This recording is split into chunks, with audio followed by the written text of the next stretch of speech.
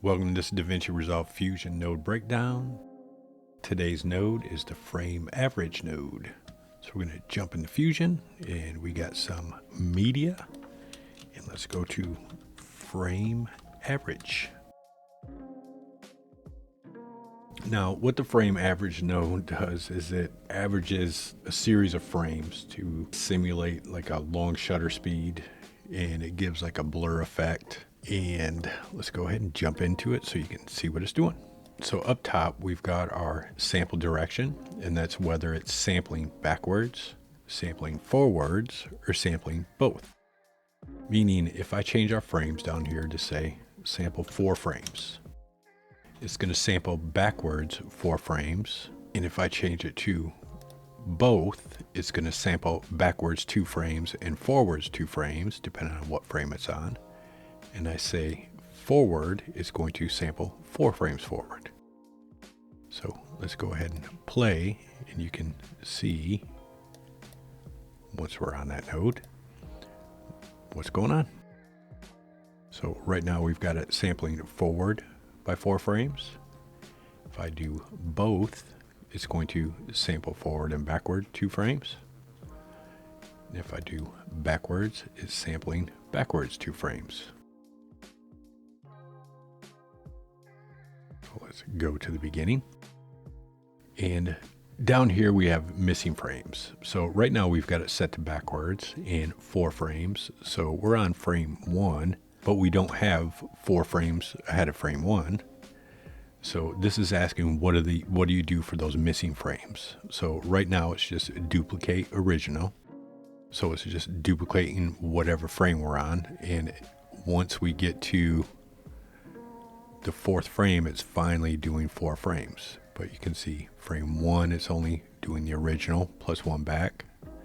The next frame, original plus 2 back, and so forth. Same with if we're at the very end and we're doing forward, it needs to know what to sample for those missing frames.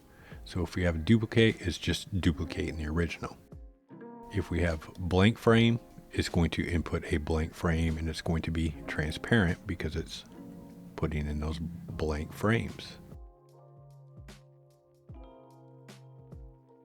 And of course, the number of frames you have going are going to depend on your look. So if we go back and we do, say, 12 frames, it's going to be a lot more blurry and a lot more intensive on your computer. So just know that going into it. This is a pretty intensive node on your CPU and GPU, but it's got a pretty cool look, and there's some pretty cool stuff you can do with it. So we'll knock that back down to 2. Change it to both, and there we go. Now, like I said, you could also use this as a blur node, but a blur node is not as computer intensive as this node is. So if you're just blurring, I would go with a blur node. And you can also use this node as a noise reduction node. So let me zoom way in, and so we can see some of this noise going on in this image. And right now I've got it set to 2. Let me look at our original footage, and you can see the noise in it.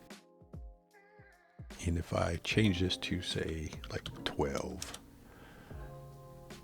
let that render and pop that in, you can see that noise just disappeared, kind of.